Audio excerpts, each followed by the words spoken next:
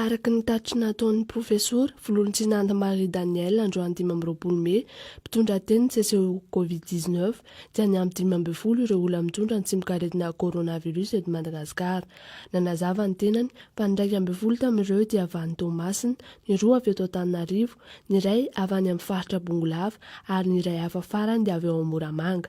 Tafiakatra 2,700 araka izany ny trangana Covid-19 hita eo amin'ny nosy ho hatrany ny tenany. Ankoatr'izay dia nilaza ny profesora Filoha Andry Rajoelina fa nisy marary 5 sitrana omaly. 720 zany hatreto ireo marary afaka namonjy Hidina rehefa voamarina fa sitrana somatsara. 377 kosa ireo mbola manaraka fitsaboana ka ny 9 amin'ireo dia somary manao sarotra ny fandraisana tanana azy.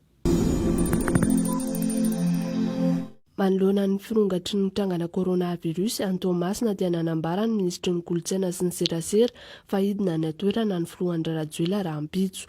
Nanome toky izy fa namafika ireo fepetra sy paikady entina hamehezana ity valanaretina ity any amin'ny faritra Atsinanana ny fitondram-panjakana. Marina fa nahitana marary 2 maty ny coronavirus moa tany Toamasina.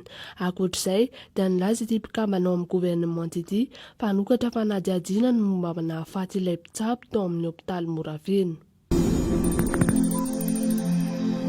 Manoloana ny fisiana trangana coronavirus ao Faritra Faistoliara dia nanambara teo anivon'ny prefektura Androy fa Mitsahatra ny fitateran'olona miditra sy mivoaka ny faritra Androy avy na ho any amin'ireo faritra hafa.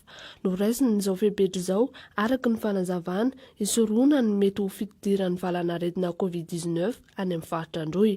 Miatra ihany koa ireo fepetra ara-pahasalamana rehetra tafiditra amin'ny fiarovana ity valanaretina ity na ireo antsoina hoe geste barrière.